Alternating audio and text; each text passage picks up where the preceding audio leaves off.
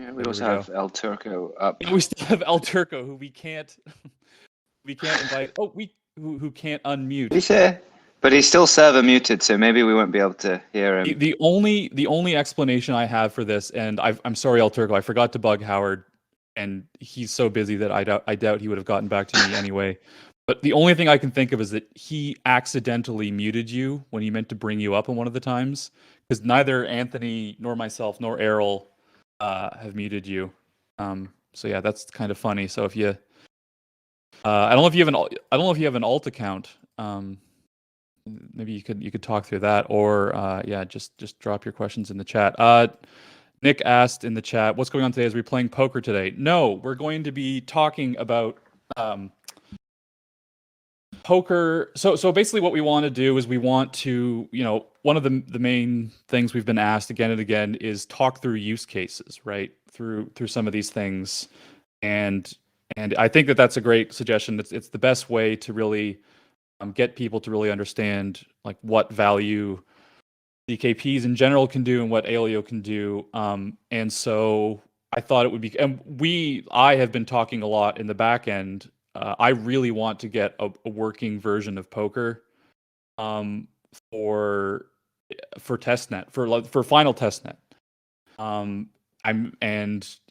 Everyone's telling me that's not possible, and so I've been kind of researching on my own, like trying to figure out a way to make it possible. And I think it turned into an interesting little thought, just like a thought exercise for myself. And I thought it would be great to bring up, because I think a lot of people are interested in it. And from doing some talking, I think there's a lot of folks in our community that are that like poker and think this would be cool. And yeah, I think that it's one the other reason why I want it on testnet, despite it just being fun, is I would really like to have a potential way for people, very small miners, to get a large amount of tokens. I think that would be really cool, And I think that there could be like a lot of like fun community stories where, like, because all of the games would be public, right? So we could all be watching the games, and maybe we could do like silly little tournaments, and like we could all, like, maybe some of the team could like watch them live and like do like a live cast or whatever. Just I think it would be fun. And also it's important to have these kind of adversarial. I think it's important to have these kind of adversarial programs on. Like, you need to test these, right? Because these are the things that these types of chains are all about. And so you want to make sure that these types of programs with potentially large amounts of value at stake are going to perform the way you want, and there's not going to be an exploit or anything found. So for all of those reasons, I really am trying to get poker on testnet. No promises.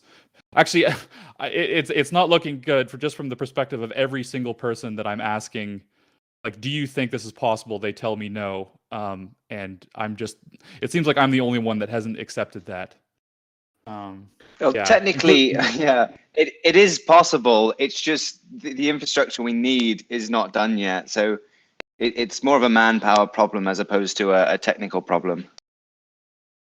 Right.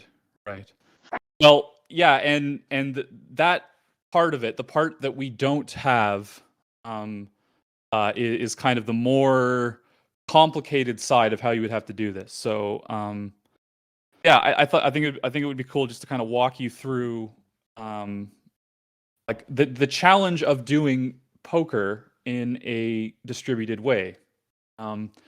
There's actually, yeah, I'll post this in. There's some. I'm just going to share you.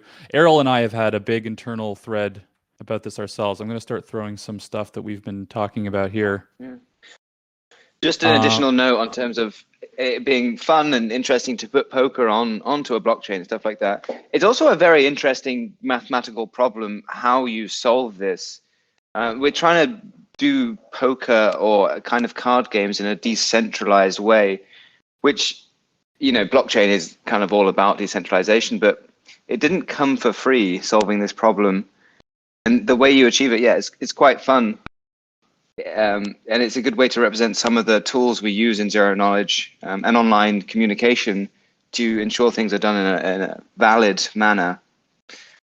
So we're going to get out of this a pretty cool use case that we can generalize, poker, but then other forms of games, and then understand a bit more the mathematical principles we're using about how to take turns and because in poker you usually have the house deal the cards and you just watch the house deal them out and you see that they're shuffled and that it's done fairly. But in the online environment, suddenly that becomes a lot harder, and they found several ways to get around this. Some of them easier to understand than others, and some of them more practical and feasible than others. And I think we have a walkthrough, or Sam's going to go through one of the simpler ways to do a kind of two-person card game. Is that right, Sam? Yeah. So I think that the best way is to do a walkthrough of a scheme that was come up by a long time ago, one of the crypto OGs, the R Ron here in that video I just shared, and Ron is the R in RSA. So he's as OG as they get, and this was a scheme that he and I forget who else came up with in a paper. I think it was called I couldn't actually find this one, but it's something.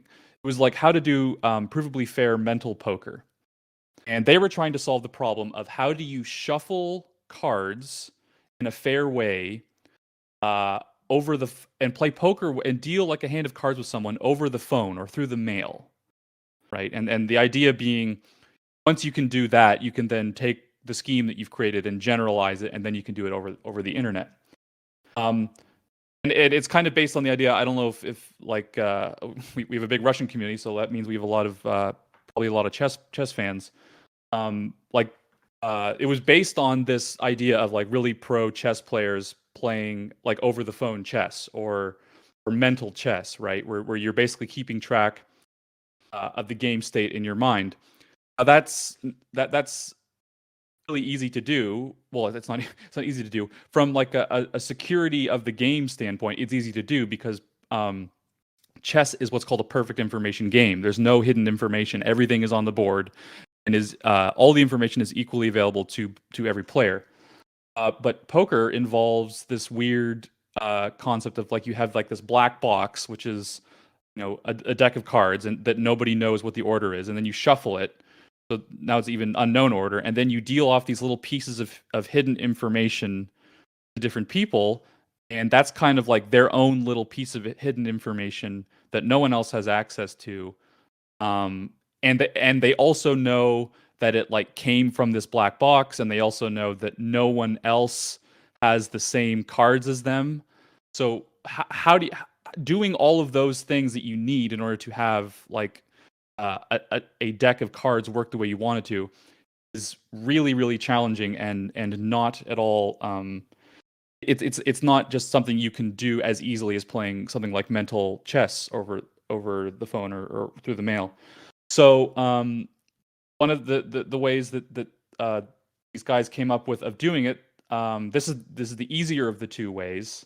There's another way in that Wikipedia link that I shared that you're welcome to go through, but that way requires some slightly fancier cryptography. It's more efficient, but it's harder to explain. So the easier to understand way is a very interactive protocol, meaning which generally, just as a side note, interactivity tends to be one of those things that cryptographers always want to try to get rid of, right? That's what the N in snark stands for, is non-interactive. So that's, I think that's kind of the reason why some of the more modern decentralized poker systems I've been looking at don't use that scheme. But it's perfectly valid. It works. It does the job. It just requires having to send information back and forth, kind of ping pong between all the people's playing. Okay, so how this shuffling scheme works is I'm going to describe the way that Ron does in that video that I shared there, by illustrating how it works over the mail, and then I'll kind of generalize to how that works with cryptography over the internet. What you do is you take a 52 card deck, one person. Let's say we're going to have like a 2-person poker game and it's just 5 cards. We're just trying to figure out how to deal 5 cards from a deck to 2 people through the mail. So one person has a 52 card deck. He shuffles it, and he has he gets 50 boxes, like 50 boxes that you can put like a lock on, or 52 boxes. Sorry. He puts one card in each box. Oh, and also these boxes are like indistinguishable from one another. So there's no, and which this wouldn't be possible in real life, but just imagine that there's no way of like him creating secret marks on the boxes for him to be able to tell which one is which. 52 indistinguishable lock boxes, puts one card in each, locks every box with keys that he owns, shuffles them up, and then mails all 52 boxes to the other player. That player takes those boxes, he shuffles them up, and then he puts a lock that he owns the keys to on all 52 boxes. Right, so now each box is doubly locked. So right now, the only way to open any one of these boxes is for both players to unlock it with their key. And for anyone that knows this or that's recognizing this, this is a very similar scheme to like some of the earliest key exchange protocols that the people were coming up with. This is just Diffie-Hellman, right? Yeah, it's basically Diffie-Hellman. Yeah. Yep. Which is like basically the main thing that we use today. But yeah, right. And so then so all the boxes are doubly locked. He then mails all of them back to the first player, who then deals the cards, right? Because the player the first player, he now has 52 boxes, doubly locked. He doesn't know the order, so he can't cheat. He can't stack the deck now. He now becomes the dealer. He deals him. He will mail 5 card, or he unlocks 5 boxes and sends those to player 2. And he and then he sends, I think, and then he also sends 5 other boxes that he doesn't unlock. So player 2 gets 10 boxes now. For 5 of those, all he has to do is unlock them, and then he can actually see the cards. That will be his hand. So he unlocks those 5, and then that's his hand. And then he also unlocks the other 5, and that is player 1's hand. He can't see player 1's hand because those 5 still have player 1's locks on them. And then he mails those 5 back. Player 1 then unlocks his hand, and they now have a hand of cards. Neither one of them can get into the rest of the deck because the rest of the deck is all doubly locked. So no one player can peek and see, what cards are in the deck and do gain information, process of elimination, what the other guy's hand is. And they only ever were able to. There was no possible way in any of this for someone to cheat and peek at the other guy's hand. So that, in a nutshell, is how one possible way to do the randomization aspect, like the shuffling part of poker. And yeah, for those that are, yeah, go ahead. Should we maybe go through this again and see if we can do it in a paired way, just so I understand fully? Let's say us two are doing it. You have 52 cards. Why don't you do this in generalize it to cryptography? Right, because okay, we'll do that afterwards. But I want to go through just repeat the scheme between the two of us. You'll take 52 cards and put them into boxes and lock each box and send them to me, right? Correct. And then I will shuffle those boxes. Yeah, I shuffle them as well. Yeah. So I receive 52 boxes, each with a lock from you on it, and I can't tell the difference between any of them. To me, they're all shuffled. Correct. And then I do the same thing as you. I put a lock onto each of these 52, and I send them all back. Do I shuffle them as well and send them back, or do I send them straight? You also shuffle them, yes. Okay, so I shuffle them as well and send them back to you. Now they're both doubly locked, and they're all with you. What do you do here? Okay, now there's a few different ways of doing this, but I think the one that he describes is I'm now player one is now the dealer, and what the dealer does is he sends 5 and 5 boxes back to player two. This is him dealing out their hands. For 5 of those boxes, he unlocks he unlocks all of them, but they still have player two's key or locks on them. The other 5, he doesn't unlock them. He just sends them to player two for him to unlock. That's his hand, right? So he sends 10 boxes, 5 of which he has unlocked, back to player two. Is that clear? So I received these 10 boxes, 5 of which are double locked, and 5 of which only have my lock left. And if I take Correct. the locks off these 5, then I have my cards. And I take the Yes. 5 locks off the other 5, they still have your lock on them, and I send them to you. Now I have 5 cards, and you have 5 cards. And I unlock my hand, yes, and now I have 5 cards. Correct. Yeah, nice. Yeah. So this is fun way to achieve this. It's essentially a permutation, right? We want to mix things up and be sure that things will mix properly. But of course, all analogies only go so far.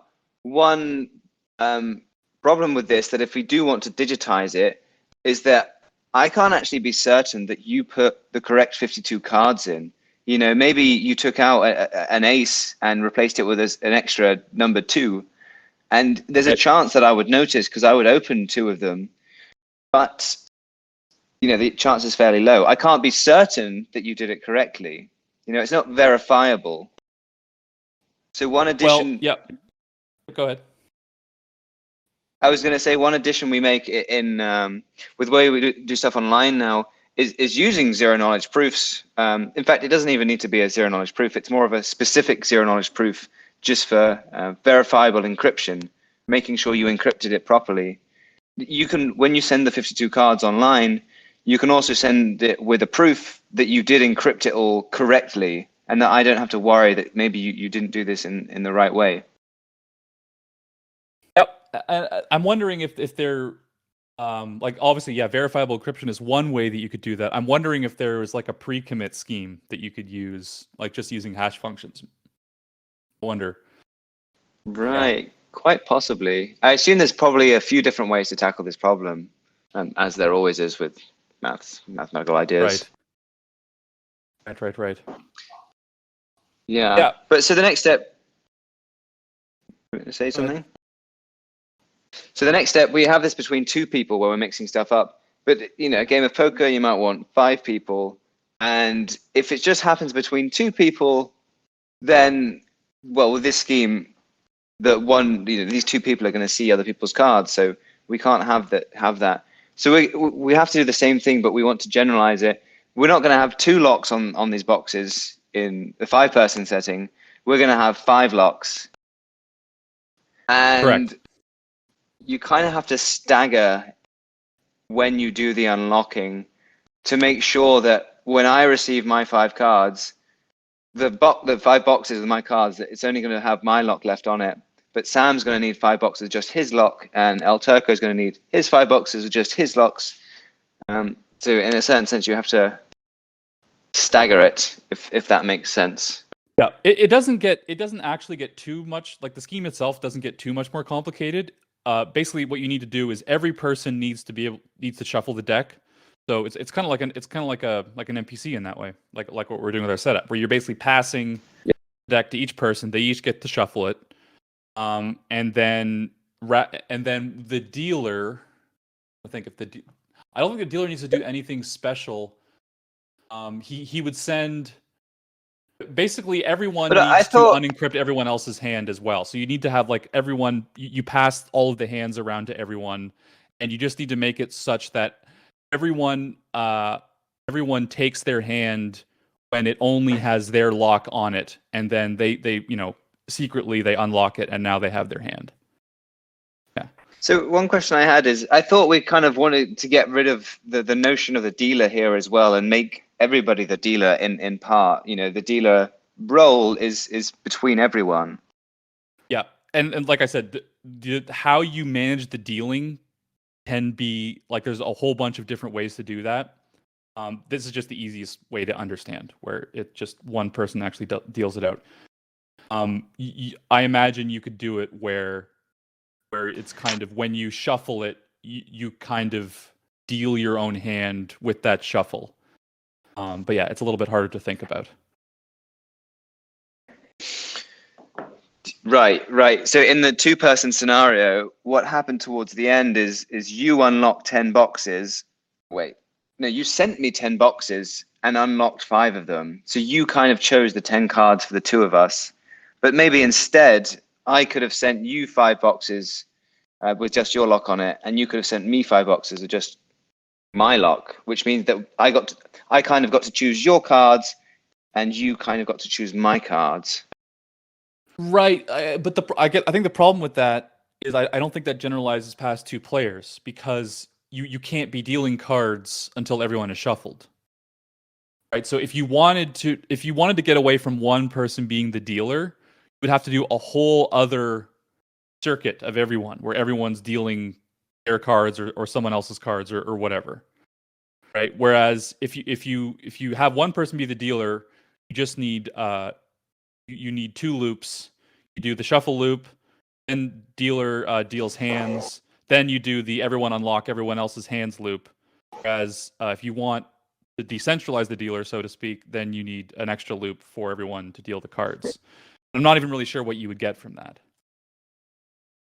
Yeah, maybe it's some trust in the game being done correctly. If you get to choose your own cards, let's say we have a game between 4 people. We go through this cycle to encrypt all of them, and then at the end, in the middle, like there's 4 of us, so we can maybe be in a square, and in the middle is now a mix of 52 encrypted cards, and we don't know which one's which.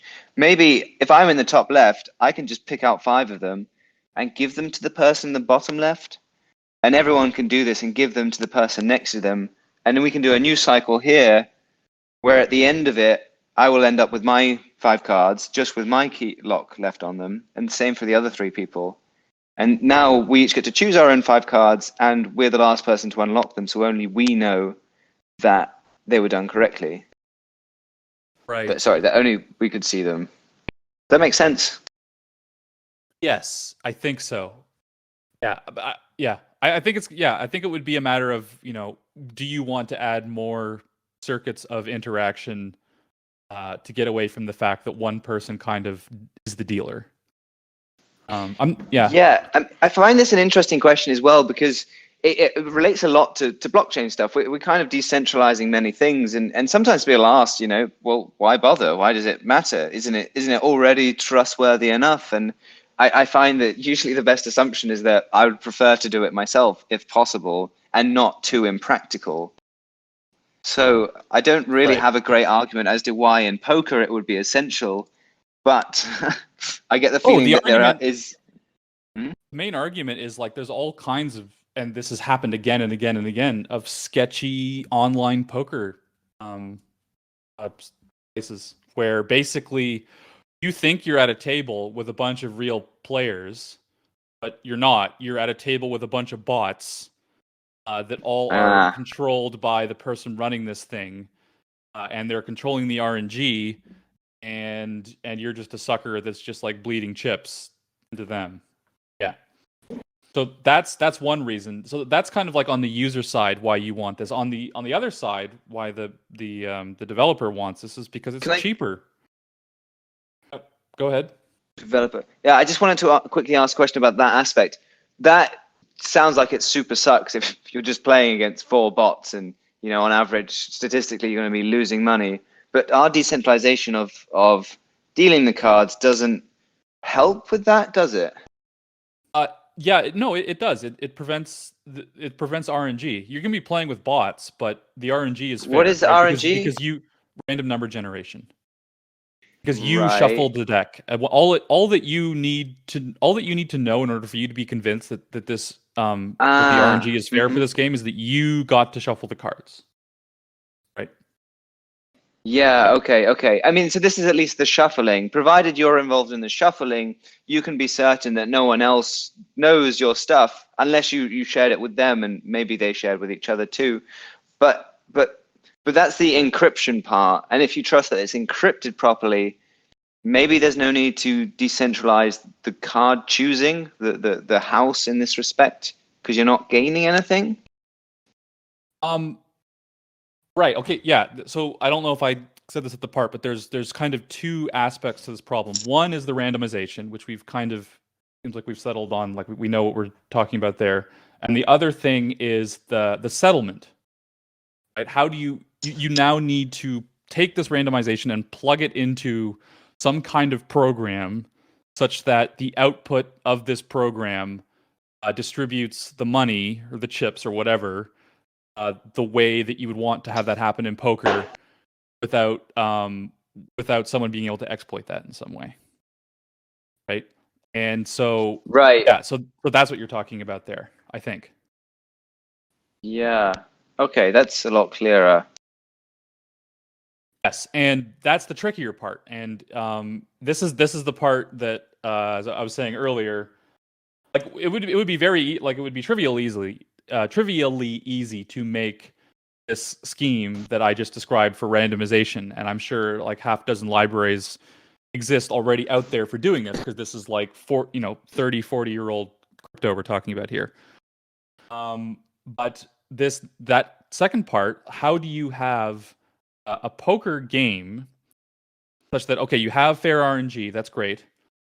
How do you have that game distribute money in accordance with the game rules operating correctly?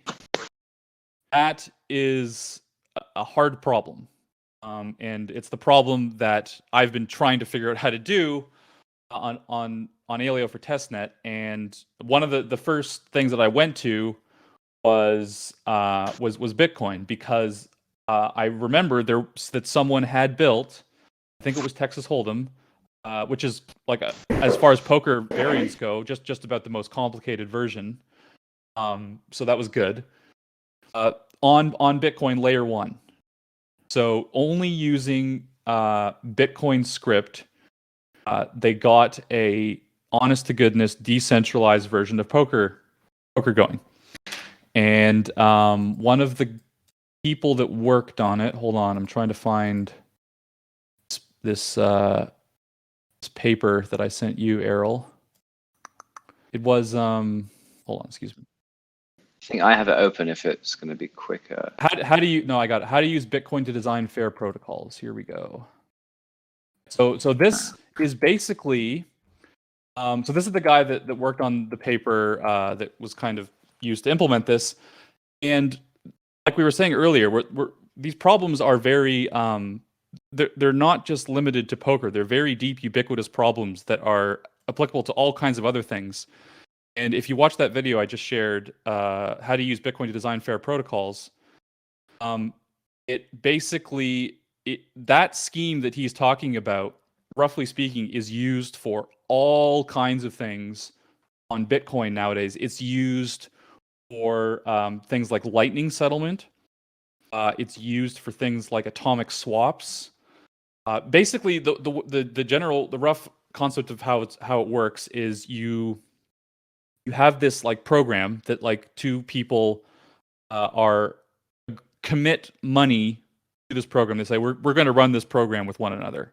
That can be an atomic swap, it can be a Lightning settlement, or in the case of us, it's like we're going to play a poker game. And the way this works on Bitcoin is it's like that program has to execute correctly, and there's all of these checkpoints that it executes correctly. And each person has to be like running the program themselves in parallel, and checking in on all these checkpoints, and they're like, okay, you've run the program correctly, and so have I, so everything's good. If at any point someone stops running the program correctly, they just lose the money that they put into this to begin with. There's no way for them to cheat in order to get the money back, right? And so like you can imagine if we use the poker analogy, it's like let's say you're on the river in Texas Hold'em, right? And you realize that your odds aren't you bet really big on the flop, and you're because you had like a flush draw, and you didn't get it on the river, and now you think you're absolutely squashed, and you've put a lot of money in. It's like, I'm just gonna cheat, and I'm gonna try to execute the program such that this whole hand didn't happen, and I'm gonna try to propose that. Well, the whole system is designed to if you try to do that, if you try to present anything but a valid execution of the program from a certain starting point, you just lose. You would lose the pot. You would lose all of your money you put in. So there's no gain. There's no possible gain from doing that. And one of the things that it requires two things. It requires some very light scripting ability, and the other thing it requires is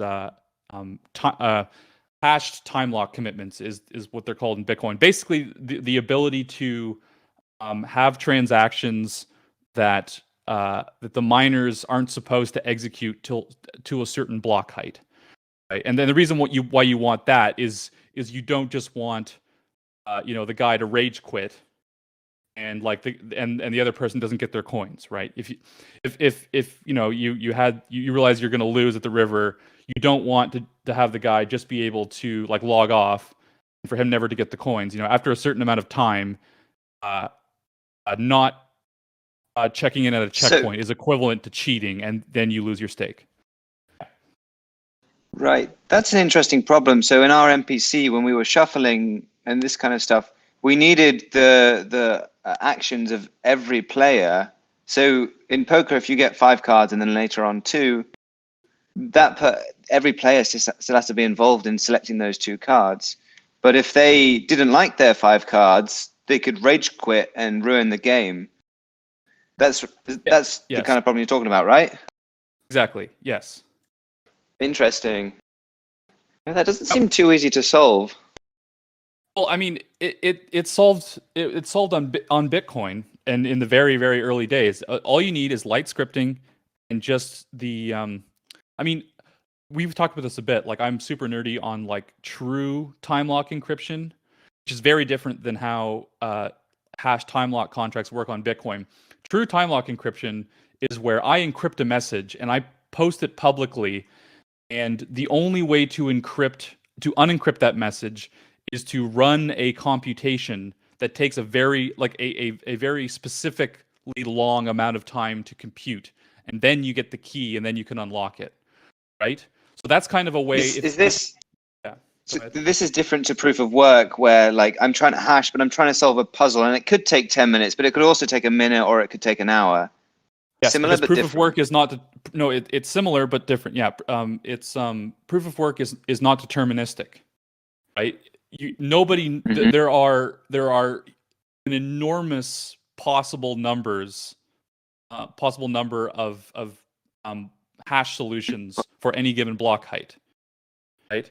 Right. What time lock crypto requires is deterministic, right? Because you're encrypting to a specific private key, and you want a scheme such that in order to derive this private key, you need to exert a lot of work, and you can't have it be like, well, yeah, and you do it to multiple private keys, but that's like the same thing as doing to one private key in aggregate.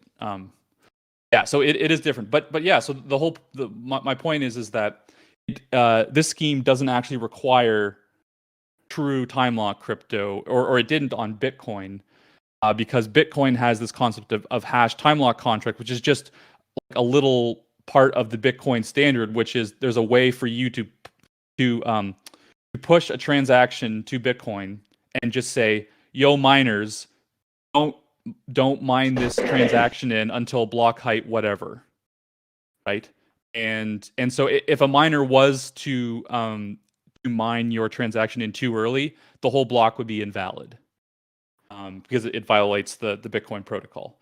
So yeah, so all you need is those two things: light scripting and the ability to have transactions that one way or another aren't executed until a certain block height, and you can build this, which is one of the reasons why I just refuse to believe that we couldn't hack this in some way.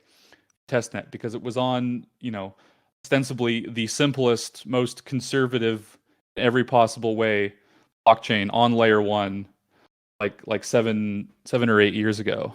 Yeah. Oh, do you want to throw anything out there on that? We can kind of talk about how we would do this on Aleo. Yeah. Well, first I was going to say again, like technically you can do it on testnet. It's just that it was going to take a lot of work because the infrastructure is not done yet because we don't have the manpower. If we had the manpower, that would be great. But one thing I wanted to, I guess, ask is the solution to this problem is that different solutions are possible based on the design of your blockchain. So we have records which are like UTXO in Bitcoin, but there would be different solutions possible on something like Ethereum that has smart contracts. Because we have kind of programs on Aleo which are like smart contracts, but they function in a different way. So I think on Ethereum you can send out kind of a transaction and say, if these things are satisfied, then Sam will get 1 Ethereum when they're satisfied. In a UTXO model, you either send a record or you don't. You can't send a record with conditions. That's right, right? No, you can have you can have on Bitcoin you can have smart contract like stuff. You can have condition payments like hash time lock But this is what I mean. is a conditional payment. Okay, but I'm saying it's like, but it's not the same. Like, because on Ethereum you can say if this condition is satisfied later, you can do it, but you're kind of we're solving it in a different way on UTXO because you can get the record if you know the hash, but it's going to take you an hour to get the hash, which is different to just saying you're going to have 1 Ethereum later if something else is put on chain by a certain point. Yes, it is. It's enforced 100% through consensus. I think that's what you're getting at. Or the only reason that prevents that transaction from being mined in early is that everyone agrees that this is just the Bitcoin protocol, and to break that, you're not mining Bitcoin anymore. Right? It is enforced through like at the social consensus layer, essentially. Yeah, which is less than ideal. Which is one of the reasons why I'm so interested in time lock encryption, because it takes something like that's still a very high security standard, by the way. Like that, a lot of Bitcoin, which is ostensibly I think the most secure network out there right now, it's enforced at the social consensus level. I think we touched on this a little bit on the last Salon actually with Alex. And it would be, I think it's always ideal to take it's always ideal to upgrade those things such that it's enforced via cryptography. Right? That's always going to be a higher bar to strive for. I think it's going to be more secure. Yeah. I mean, I was just trying to push the conversation a little bit in the direction of how you would design your application based on the design of the blockchain. Because the way we would do poker on Aleo and Bitcoin to solve this decentralization is, I think, different from the best solution on something like Ethereum, which is relevant for our builders. Yeah, for sure. Well, I think critically the main way that ideally, like not counting some crazy hack, we try to figure out where we basically just copy paste the Bitcoin scheme that I was describing. The way that it would work, abiding by kind of the philosophies of how we want smart contracts to work, is that rather than every player in the game having to essentially compute the whole game themselves and then like check in at these checkpoints interactively, the whole game could run in one single instance on a verifier, right? Like that's the whole like off-chain computation aspect of Aleo, where the game really only needs to be executed once in one place, and then it touches base on layer one, and that's what kind of is the final settlement of all the coins. And that I don't even think that would need to happen every round, although you might want it to. You would want it to happen every round if you wanted people to be able to come and go. Yeah, so I think that's kind of the main high level way that that scheme would be different on Aleo, where you wouldn't have everyone having to, because the way that this would work, and this would be very expensive to do on Bitcoin, is if you want to do this in Bitcoin now or back then, every player would have to send a transaction to the Bitcoin blockchain and have it get mined in for every single checkpoint, which basically is so it's like after the shuffle, it's probably like to set it up. So one to set it up, and then after the deal, and then first round of betting, second round of betting, third round of betting, fourth round of betting, and then and then the final. And so like every single one of those check-ins, each player has to send a transaction to layer one and have it get mined in and confirmed, right? Which on Bitcoin, like this would take a long time, and it also would be very expensive for everyone. Whereas if you were using something like our model, the whole game just happens like in a more similar way to how like games currently happen, where it's like this. It only needs to be executed once in one place on like a server somewhere, or in our case, on one of the validators for the network, and then it is settled on chain, and that's what actually distributes the tokens or the coins in the way that you would want it to in poker, which is like just based on the rules of poker. Right, yeah. I wonder, so the underlying ideas and primitives for this design is we have some data and we want to both encrypt it and permute it so that nobody knows what's what. It's not just encrypting it and keeping an order, here's the first one, here's the second one, and they're now encrypted. We found a way to encrypt and permute data and then to selectively reveal bits of that data. So these are the underlying things we're doing and that we can apply to other games. I mean, there's many board games, card games that use these same principles in different ways to build different games. But I'm wondering what other games come easily from those things. Well, any card game. Any card game. Right. Yeah, you could do Magic the Gathering in this. I can't see. I'm trying to think. Oh, not just a deck of 52 cards, but any type of card game. Yes. Think here. My hunch is that you could just do any game with that requires cards, like a randomized. How would you define that formally? Like a randomized set of hidden pieces of information that have unique scarcity or something along those lines. Anything that meets those requirements, yeah, I think you could do with this. And these need to be games with some aspect of asymmetric knowledge. Like chess is all visible, so you can chuck it on a blockchain anyway, but you don't need these primitives to achieve these things. With chess, you would still need the execution part. So actually, the harder part of chess, you would still need. You would need both. And if we're using the Bitcoin analogy, you would need both people to be running their instance of chess at the same time, and be checking in. Actually, with chess, you might only need to check in once at the end, because like the reason why you need to check in so many times in Hold'em is because there's all these different rounds of betting, and places where you can hop off or decide to put in more money. So chess. Yeah, go ahead.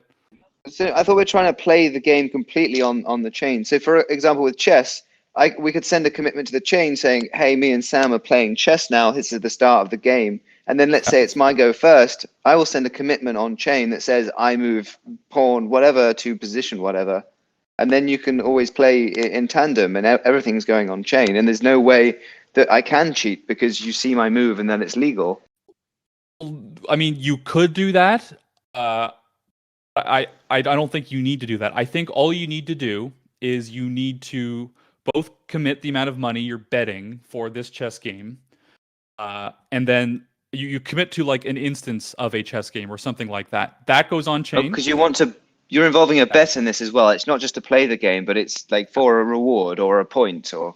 Yes, and then the way that you claim the coins from this is you need to present a transaction to the network that shows a valid checkmate for you based on a correct execution. Oh, you know what? You might need to check in on chain every single move, because otherwise, how do you know? Yeah. Can't you get another rage quitter? Like if you get halfway through and you tell you're losing, then you can rage quit, and the proof isn't finished. You don't have a checkmate. It's just Right. one player has decided not to continue, and there's nothing you can do about that. No, you'd always have to have like a time lock aspect to this. But I'm thinking here now, because it goes back and forth. My guess is you probably could come up with a way where you only need to check in twice, once at the beginning and once at the end. The only thing is, like, it's not just enough to show a valid game from the start, from the first starting commitment to the end, where you have a checkmate. You also want to make sure that like your opponent has signed a series of moves. So you would basically, this might be an instance where you'd want some kind of verifiable encryption, similar to what we were talking about with poker, where you want like every part of what a valid game is like every step has to be signed with the private keys of each player at each step. Right. So I think you could probably do it where you only need to touch base twice. But in Hold'em, I believe you actually would want to touch base every single betting round. Which it's obviously very I'd be expensive interested. if we. I was going to say, I'm interested in seeing your solution for the chess, because I don't see how you can prevent a rage quitter. Well, at least easily. I mean, if it's all on chain, it's kind of easy. You say, you have an hour per turn, and if you don't do that your move within that hour, then like that's unreasonably long. You're probably trying to rage quit. That's an upper bound that we can use quite easily. Right. Okay. No, you're right. Okay, so you would want to do check-ins.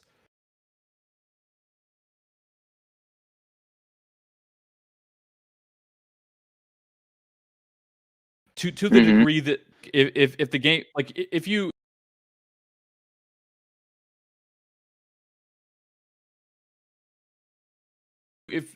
game is on, like you add an hour, like an hour X, or I don't know, 10 minutes after the hour. Couldn't do this in Bitcoin because it's 10-minute blocks, but okay, an hour after the game is supposed to end, if one person is able to commit and show that he's still alive, then the other guy, then he gets all the coins basically. So, and if you wanted that to happen more frequently, so like in that case, you would have to wait around an hour to get your coins. If you want that to happen more frequently, yeah, you would throw in more checkpoints. Yeah. Okay, all of these schemes out there require some idea of a hash time lock for any of these things to work, and that's ditto for atomic swaps and lightning settlements on Bitcoin layer 1 currently. Yeah, that's just how that paradigm works. Okay, interesting. I'm just going to change topic because I saw an article today that I found pretty interesting. But apparently, there's like a court battle in the US for patent rights for Bitcoin. That these people are claiming that they're the ones who made Bitcoin, and Right. Yes, right. I didn't really know this person before. Have you read about this? Oh, I've been following this closely. Just before we get into this, I just want to say I'm happy to talk about this. But does anyone have any questions or comments they wanted to ask about any of that the poker game stuff? El Turco, I don't know if you want to drop something in the chat. Looks like Slash is typing something. You're more than welcome to come up on stage, anyone. Looks like Slash is typing something here. Yeah. Yes, I have been following this closely. The BSV guys, they're the BSV? complete Bitcoin Satoshi vision. They are. Oh, sorry, Slash. You'll have to rewatch the recording. We'll post that later. Yeah. So BSV, Bitcoin Satoshi Vision, they are this project that is led by a man who has claimed to be Satoshi Nakamoto for a very long time, Craig Wright. They came from Bitcoin Cash, so they're a fork of Bitcoin Cash. So basically, Craig and a lot of the BSV team were they were on like the Bitcoin Cash team when the giant like block wars happened, where it's like we need to make layer one more scalable. No, we need to keep smaller blocks. All this. So they split from there, and then they split further from Bitcoin Cash because they weren't happy with how much they were scaling. Their whole thing is like, we want Bitcoin, the Bitcoin like standard protocol, but we want blocks of arbitrary size, and we want much more complicated scripting language on layer one. And we don't Was that technically much harder to achieve, or why was there a big dispute around why they should or shouldn't do this? Because it's not decentralized, and this is kind of their whole thing, is they're just like, screw decentralization. If you can't keep up, tough. Basically, their whole premise is like, right. It's not a bad thing, or it's at least not dangerous or insecure to have validation of the network only be able to be done by like a small handful of miners, right? They think that that's a good thing, or at least they don't think it's a bad thing, and they think that the only level of validation that most people need to have is some form of light client, essentially. There's some weird like philosophical positions that they take, like they're kind of like anti-anonymity. They're anti-privacy. They're very pro-law and order. It's odd, and like that's kind of part of what is happening right now with this case. Is it seems to me like what Craig's endgame is with this is he wants to try to get a court order for miners of Bitcoin to essentially move Satoshi's coins to him without a valid signature. Which is like kind of hard forking to move the coins over. That's essentially break Bitcoin's like monetary policy and add an output with no input and move the coins to him. Essentially, yeah, it would create a hard fork. Yeah, so that's kind of his whole thing. And this has relevance. Like, as crazy as that sounds, it actually has relevance to kind of what we're talking about, where like there's a lot about these protocols that isn't enforced via cryptography. It's enforced via social consensus, right? The monetary policy and the scarcity of Bitcoin is not really enforced by cryptography per se. It's more so, this could happen technically, and like Bitcoin wouldn't necessarily break. Like it would, in that the only reason why everyone wants Bitcoin is because it's like this really hard scarcity philosophy, and so the fact that it didn't adhere to that, it would break socially, and no one would want to use this horrible fork. Yeah. The protocol itself would just it can do that, and this is why I say that like more and more of these things need to be happening at the cryptographic level. And one of the ways you do that is I really like these protocols like Mimblewimble, where they're actually kind of putting monetary policy into a black box, into a privacy black box, so that it wouldn't even make sense to really necessarily say that for a lot of these schemes, because you can't really target anything unless you have the private keys to do so. But it's still consensus, it appears right? that Craig doesn't have. Yes? Like, we're just saying, let's do a hard fork and give this person records that say he has X amount of Bitcoin, which it's the consensus. Regardless of your design of a blockchain, you can always do that if you get consensus. But in a decentralized system, you can't have the government just say, yeah, we should give this person, what is it, between 500 and 50,000 and 1.1 million Bitcoin. The nodes are just going to say no. The government can't just enforce these things. It's not. Yeah. Oh, take it up with Craig Wright. He disagrees with you. He thinks that this is going to But happen. it And doesn't. yes, he's trying. I don't. He's trying to pat. Yeah, he has successfully gotten the Bitcoin white paper taken down from Bitcoin.org, I think. And Wait, I think really? yes, he has. And I think that he's trying to pursue.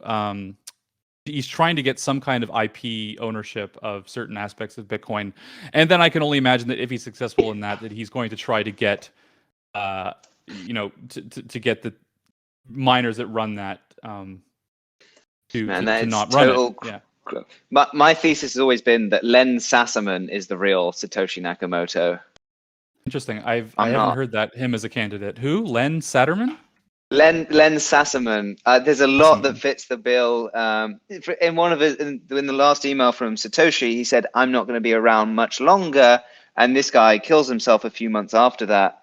Right. He was raised went to a British school in America, so a lot of the stuff in the way Satoshi wrote was British spellings of words, not American. He was in the right time zone. He was involved in the right things. He had the right personality. Of course, this is all speculation and it's fun. But what Craig is doing doesn't seem to vibe with everything that Satoshi did and said. Of course not. Yes.